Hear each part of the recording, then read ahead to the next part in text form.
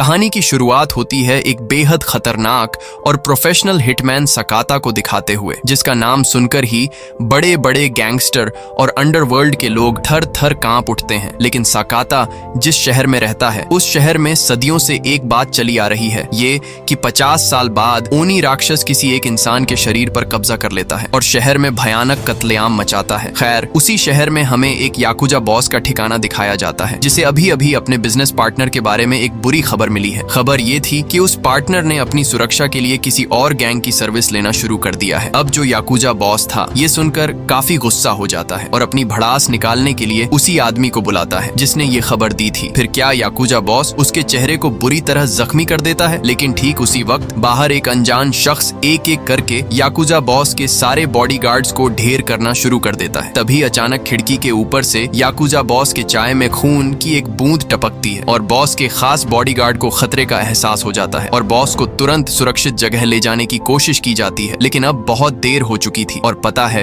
वो अनजान शख्स कौन है। हमारा हीरो सकाता, जिससे बड़े बड़े गैंगस्टर कांपते हैं, जिसने याकुजा बॉस को मारने की सुपारी ली है और वो जिसकी सुपारी लेता है उसका बचना नामुमकिन होता है। खैर, सभी गुंडों का सफाया करने के बाद अब सकाता का सामना बॉस के उस खास बॉडीगार्ड से होता है जो कद काठी में बहुत भारी है और लड़ना भी जानता है। लेकिन सकाता को हराने के लिए सिर्फ ताकत काफी नहीं थी और आखिरकार सकाता अपनी खूंखार तलवार से उस बॉडीगार्ड का हाथ काट देता है और सीधे बॉस के कमरे की तरफ बढ़ता है। वहीं बॉस, जो पहले बहुत खूंखार और बेरहम दिख रहा था, सकाता को सामने देखकर उसकी पूरी हेकड़ी निकल जाती है। वो अंदर से बुरी तरह डर जाता है और अपने सामने खुद से भी ज्यादा बेरहम और खूंखार इंसान को देखकर उसकी हवा टाइट हो जाती है। सकाता बिना देरी किए अपनी धारदार तलवार से एक ही झटके में उस याकुजा बॉस का काम स्वाहा कर देता है। इसके बाद एंट्री होती है फुजीता की, जो सकाता का पक्का दोस्त है, जिसपे वो सबसे ज्यादा भरोसा करता है, जो उसे ये सब मिशन का काम ला कर देता है। लेकिन यहाँ पर पता चलता है कि ये सकाता का आखिरी काम था, क्योंकि अब वो इस काले धंधे से थक चुका है और रिटायर होना चाहता है, क्योंकि उसका अपना एक छोटा सा परिवार है और वो अब अपनी नई जिंदगी पर ध्यान देना चाहता है। इसके बाद सकाता अपने घर पहुंचता है, जहाँ हम उसकी प्यारी सी छोटी बेटी रियो को देखते हैं। साथ ही हम उसकी पत्नी आउई से भी मिलते हैं, जो उसे गले लगा लेती है। ये सब देखकर लगता है कि सकाता की जिंदगी में सब कुछ ठीक और बहुत सुकून भरा है और सकाता भी हमेशा से इसी तरह की जिंदगी के सपने देखता था और अब वो उस खून खराबे और बेरहमी की दुनिया से कोसों दूर हो चुका है। सकाता ये बात आउई को भी बताता है, जिस पर वो उससे कहती है कि ये सुनकर अच्छा लगा, फटाफट तुम नहा लो, मैं डिनर लगाती हूँ। इसके बाद सकाता नहाकर आ जाता है और कपड़े बदल ही रहा होता है कि तभी उसे रियो की चिल्लाने की आवाज आती है और जब वो बाहर आता है तो उसका होश उड़ जाता है। वो देखता है कि कुछ खौफनाक शैतानी मुखौटा पहने लोग उसके घर में घुस चुके हैं। सकाता उनका मुकाबला करने की कोशिश तो करता है, लेकिन जब वो लोग उसके परिवार को बीच में घसीट लेते हैं तो सकाता बिल्कुल बेबस हो जाता है। उन नकाब पोशों का लीडर, जिसे सब मास्टर कहकर बुलाते हैं, जिसने सींगों वाला शैतानी मुखौटा पहन रखा था, वो सकाता के सामने आता है। वो सकाता का पहले तो शुक्रिया अदा करता है कि उसने इस शहर के सारे याकुजा गैंग्स का खात्मा कर दिया, यानी उनके दुश्मनों को खत्म कर सकाता ने उनका रास्ता साफ कर दिया है, जिससे सिंजो शहर अब एक सुरक्षित और शांत जगह बन चुका है। लेकिन मास्टर कहता है कि अभी भी एक आखिरी खतरा बाकी है और वो खतरा खुद सकाता है। इसलिए वो लोग यहाँ सिंजो शहर में पूरी तरह शांति कायम करने के लिए सकाता को रास्ते से हटाने आए हैं और आगे क्या होता है खुद ही देख लो।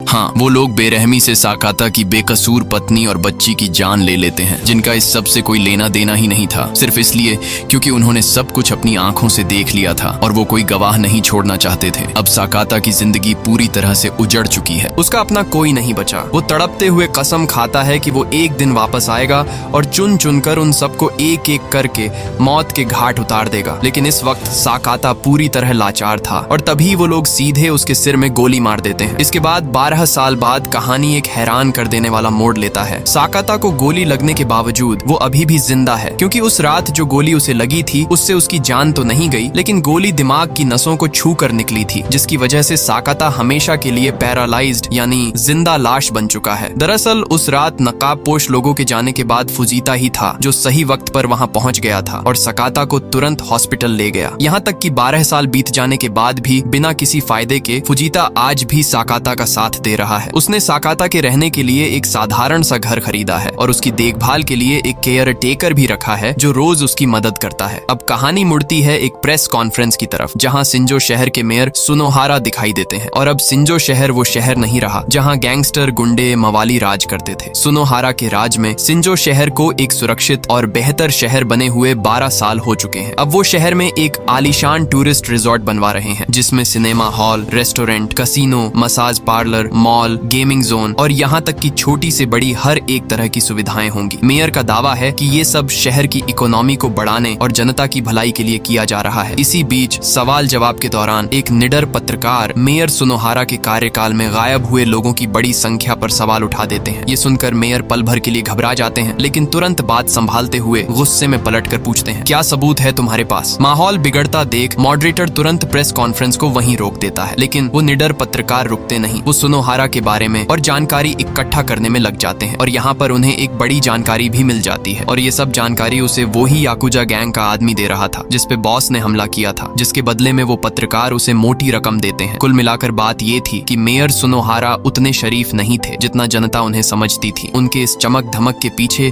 कई खौफनाक राज छिपे थे जिन्हें आम लोग नहीं जानते थे। इसलिए वो पत्रकार अब इस सच को पूरी दुनिया के सामने लाने के लिए बेताब हैं। लेकिन तभी एक लाल शैतानी मुखौटा पहने हुए शख्स उनके गाड़ी के पास आता है और उन्हें गेट खोलने के लिए कहता है।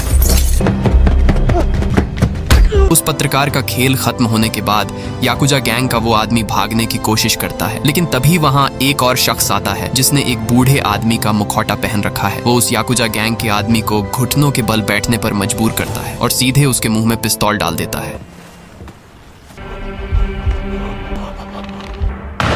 और इसी के साथ मेयर की काली करतूतों को जनता के सामने लाने वाले दोनों इंसान को वो शैतानी मुखौटा वाले शख्स मिटा देते हैं। अब कहानी वापस साकाता पर आती है। उसका केयर टेकर उसे व्हील चेयर पर रात को ताजी हवा के लिए बाहर ले गया था, लेकिन तभी अचानक एक आदमी पीछे से साकाता पर चाकू से हमला कर देता है। गौर से देखने पर पता चलता है कि ये वही याकुजा बॉस का खास बॉडीगार्ड है जिसका हाथ शुरुआत में साकाता ने अपनी तलवार से काट दिया था। लेकिन जब उस बॉडीगार्ड को ये एहसास होता है कि साकाता पूरी तरह अपाहिज हो चुका है और उसे पुरानी बातें भी याद नहीं है, तो वो अपना बदला लेने का इरादा छोड़ देता है और साकाता को वहीं तड़पता हुआ छोड़कर चला जाता है। इस हमले के बाद साकाता को तुरंत हॉस्पिटल ले जाया जाता है और उसकी सुरक्षा के लिए अकीरा ने बाहर 2 पुलिस वालों को भी तैनात कर दिया है ताकि दोबारा कोई हमला ना हो। तभी शिंजो शहर का एक बेहद मशहूर पुलिस ऑफिसर वहां पहुंचता है। वो उन दोनों पुलिस वालों को बाहर जाकर कॉफी पीने के लिए कुछ पैसे देता है ताकि उसे अंदर जाने का रास्ता मिल सके और वो साकाता को बिल्कुल नजदीक से देख सके। जिसके बाद वो पुलिस ऑफिसर अंदर चला आता है और यहाँ पर आपको ये जानकर तगड़ा झटका लगेगा कि ये पुलिस ऑफिसर कोई और नहीं बल्कि 12 साल पहले साकाता के घर पर हमला करने वाले नकाब पोशों में से ही एक था। ये वही शख्स है जिसने बूढ़े आदमी का मास्क पहनकर उस याकुजा के आदमी को मौत के घाट उतारा था। अपनी आंखों के सामने अपनी पत्नी और बच्ची के कातिल को देखकर साकाता के अंदर जैसे कोई बिजली दौड़ जाती है। उसकी आंखें और उंगलियां अचानक हरकत करने लगती हैं। तभी बाहर गए दोनों पुलिस वाले शोर सुनकर वापस अंदर आते हैं और अपने सीनियर ऑफिसर को मास्क पहने देख हैरान रह जाते हैं। इसके बाद जब वो दोनों साकाता को वापस बेड पर लिटा रहे होते हैं, तभी वो सीनियर ऑफिसर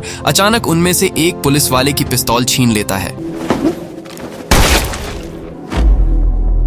हाँ, उन दोनों में से एक पुलिस वाला उनकी ही गैंग का हिस्सा था और जिसे अभी गोली दागी गई थी। वो एक ईमानदार अफसर था जो उनके लिए खतरा बन सकता था। तभी बाहर से एक डॉक्टर ये सब देख लेता है। उसे भी घसीटकर वो अंदर लाते हैं। और दोस्तों, आगे उस बेचारे डॉक्टर का क्या हुआ होगा आप जान चुके होंगे, लेकिन रुको, असली खेल तो अभी बाकी है। इन सब के दौरान साकाता अचानक उठ खड़ा हो जाता है और उन पर हमला कर देता है। इस वक्त तक साकाता की आधी ताकत लगभग वापस आ चुकी थी और जरा देखिए साकाता अपनी इस आधी ताकत के साथ भी क्या गदर मचाता है।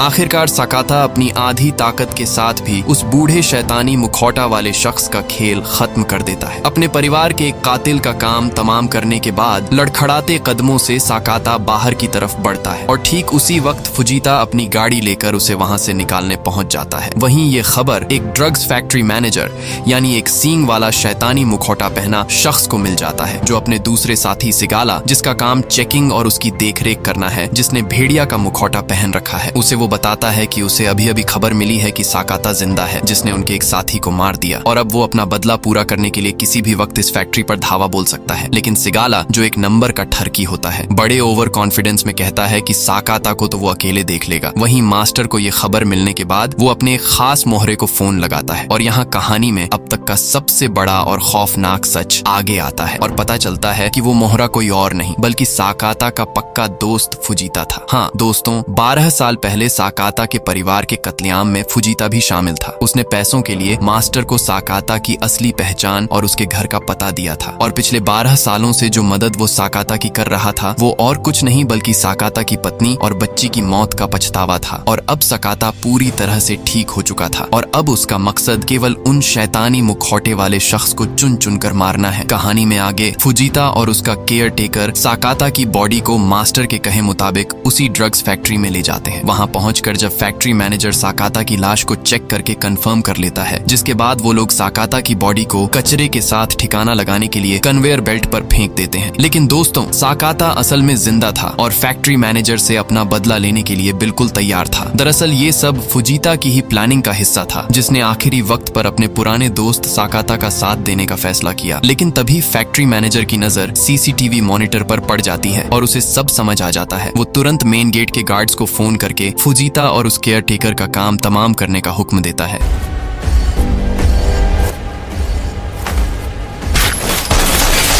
फुजीता की जान बची होगी या नहीं ये तो आगे पता चलेगा, लेकिन इस वक्त हमारा पूरा फोकस साकाता पर है। साकाता बिना कोई बकवास या फालतू की बातें किए फैक्ट्री के गार्ड्स पर काल बनकर टूट पड़ता है और फिर शुरू होता है साकाता का वो खूंखार और ताबड़तोड़ एक्शन, जिसे देखकर आपके होश उड़ जाएंगे।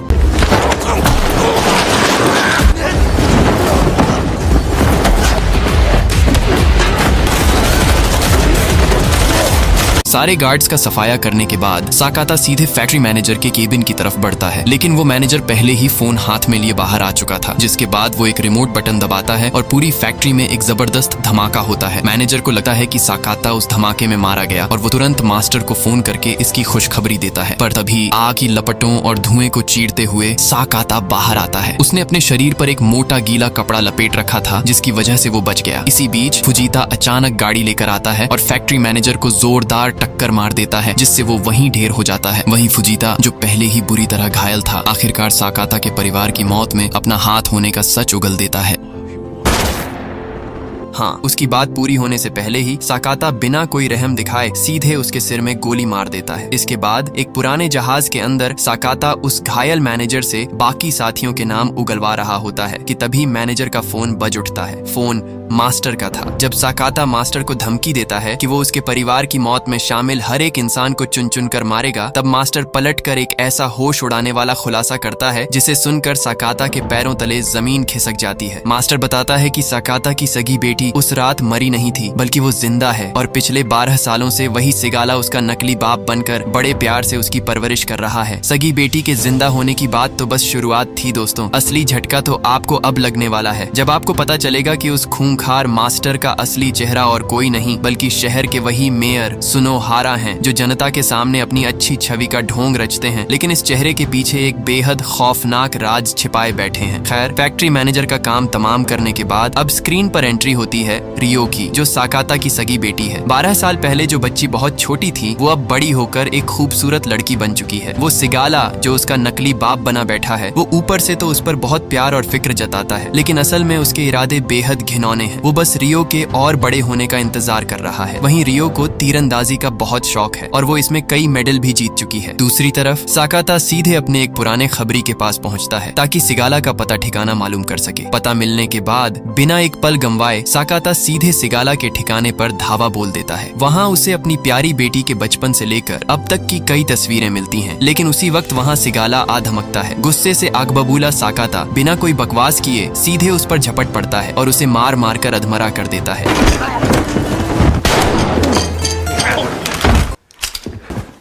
तभी अचानक वहाँ रियो आ जाती है, जिसके हाथ में कमान है और तीर सीधे साकाता पर तना हुआ है, जो अपने उस नकली बाप सिगाला को बचाने के लिए साकाता पर तीर चलाने को तैयार थी। साकाता बस बेबस होकर अपनी बेटी की आंखों में बड़ी उम्मीद से देखता रह जाता है, लेकिन रियो बिना हिचकिचाए तीर छोड़ देती है। तीर सीधे साकाता के कंधे पर जाकर लगता है। साकाता दर्द से कराहते हुए वहाँ से किसी तरह निकलता है। तभी वहाँ मास्टर का एक और साथी लाल शैतानी मुखौटा वाला पहुँच जाता है, जो रियो को अगवा कर लेता है ताकि उसे साकाता के खिलाफ एक मोहरे की तरह इस्तेमाल किया जा सके। इसी बीच मास्टर सीधे साकाता को फोन करता है और उसे अपने नए आलीशान रिजॉर्ट पर आने को कहता है ताकि इस पूरे खेल को हमेशा के लिए खत्म किया जा सके। अब कंधे में तीर धंसे होने के बावजूद साकाता किसी हॉस्पिटल या क्लिनिक जाने के बजाय सीधे अपने उस पुराने सीक्रेट ठिकाने पर पहुंचता है, जहां वो अपने मिशन के दिनों में रहा करता था। वहां हथियारों और खंजरों का पूरा खदान मौजूद था, लेकिन साकाता अपनी उसी पुरानी पसंदीदा अनोखी तलवार और अपनी पहचान बन चुके लेदर जैकेट को चुनता है, जिसके बाद वो रिजॉर्ट की ओर निकल जाता है।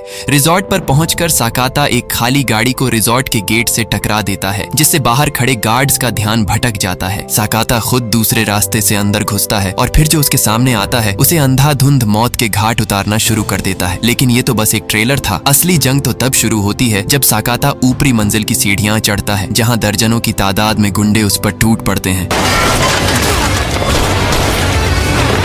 सीढ़ियों पर लाशों का ढेर लगाने के बाद साकाता जैसे ही एक बड़े हॉल की तरफ बढ़ता है, तभी अचानक उसके सामने वही सिगाला आ खड़ा होता है, जिसे मास्टर ने साकाता को रोकने के लिए भेजा था। लेकिन ये लड़ाई बहुत छोटी चलती है, क्योंकि सिगाला सिर्फ बड़ी बड़ी बातें करना और जबान चलाना जानता था। जब बात असली फाइट की आई तो उसकी औकात सामने आ गई। सिगाला का काम तमाम करने के बाद बुरी तरह थक चुका साकाता लिफ्ट की तरफ बढ़ता है, जो उसे सीधे रिजॉर्ट की सबसे ऊपरी मंजिल पर ले जाने वाली थी। ऊपर आकर साकाता सीधे उस कमरे में पहुंचता है जहां रियो को रखा गया था, लेकिन अफसोस साकाता यहां दुश्मनों के जाल में फंस जाता है। अब वो उसी लाचार हालत में बंधा हुआ था, ठीक वैसे ही जैसे 12 साल पहले उसका परिवार बंधा था। रियो की गर्दन पर तलवार रखकर मास्टर यानी सिंजो शहर के मेयर साहब साकाता को अपनी असली नीयत बताते हैं। मास्टर का कहना था कि उसका मकसद तो अच्छा ही था। वो सिंजो शहर को एक आदर्श शहर बनाना चाहता था, जो गुंडों से मुक्त हो, जहां नकली शराब माफिया न हो, जहां सरकारी गाड़ियों का गलत इस्तेमाल न हो और बाकी तमाम अवैध काम बंद हो सके। लेकिन मास्टर का तरीका बेहद खौफनाक और बेरहम था। जैसे भ्रष्टाचारी अफसरों को वो सीधे गायब करवा देता था, विकास के काम में रोड़ा अटकाने वाले बिजनेसमैनों को जान से मार देता था और ड्रग्स के धंधे से मिलने वाले पैसों को शहर के विकास में लगाता था। जो भी उसके रास्ते में आता वो उसे कुचल देता था। जैसा कि कहानी की शुरुआत में बताया गया था कि हर 50 साल में सिंजो शहर में एक शैतान आता है जो कत्लेआम मचाता है। मास्टर का मानना था कि वो शैतान कोई और नहीं बल्कि साकाता ही है, जिसे लोग लेजेंडरी किलर कहते हैं। इसलिए मास्टर न सिर्फ शहर को सुधारना चाहता था, बल्कि वो इतिहास का पहला ऐसा इंसान बनना चाहता था जो इस शैतान को रोक सके। अपनी लंबी चौड़ी बकवास खत्म करने के बाद मास्टर तलवार उठाता है और रियो की गर्दन काटने के लिए आगे बढ़ता है, लेकिन तभी वहां साकाता का वो खबरी याद धमकता है और अंधाधुंध गोलियां बरसाना शुरू कर देता है। 12 साल पुराना मंजर एक बार फिर दोहराया जाता है, जब साकाता चिल्लाकर अपनी बेटी को भागने के लिए कहता है और वो खबरी रियो को सुरक्षित बाहर निकाल लेता है। और अब साकाता पूरी तरह आजाद था अपना बदला पूरा करने के लिए। लेकिन इस बार उसका सामना सीधे लाल शैतानी मुखौटा वाले से होता है, जिसकी ताकत बाकी मामूली गुंडों जैसी नहीं थी। साकाता उसके सामने कमजोर पड़ने लगता है और जब साकाता बिल्कुल बेबस होकर हार मानने वाला होता है, तभी उसकी आंखों के सामने उसकी पत्नी का चेहरा आ जाता है और पिछले 12 सालों का दबा हुआ गुस्सा और नफरत साकाता के अंदर एक सैलाब बनकर फूट पड़ती है। साकाता उठ खड़ा होता है और फिर वो उस लाल शैतानी मुखौटा वाले की हालत खराब कर देता है और जब वो मरने की कगार पर होता है तभी वो अपना मुखौटा हटाता है। और यहाँ एक और तगड़ा झटका लगता है। वो असल में मास्टर का जुड़वा भाई था, जिसके चेहरे पर जलने का एक भयानक निशान था। अपने भाई की मौत पर आंसू बहाने के बजाय असली मास्टर तुरंत अपना पसंदीदा सफेद शैतानी मुखौटा पहन लेता है और फिर जो होता है उसकी कल्पना किसी ने नहीं की होगी।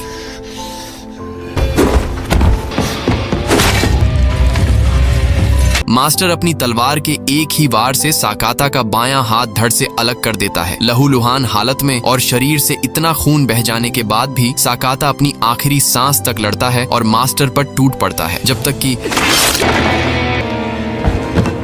जैसे ही साकाता मास्टर को मार गिराता है तभी रियो, जिसे सब कुछ याद आ चुका था, वो अपने प्यारे पापा को लेने वापस आ जाती है। लेकिन कहानी में ट्विस्ट अभी बाकी है। वो सिगाला अभी भी जिंदा था और वो साकाता पर पीछे से गोली चला देता है। साकाता जमीन पर गिर जाता है। सिगाला अभी भी रियो के सामने उसका हमदर्द बाप बनने का नाटक कर रहा था, लेकिन साकाता अपनी आखिरी ताकत समेटकर पीछे से सिगाला पर वार करता है और उसका काम तमाम कर देता है। इसके बाद वो रियो को बिल्कुल वैसे ही गले लगाता है जैसे उसके बचपन में लगाया करता था।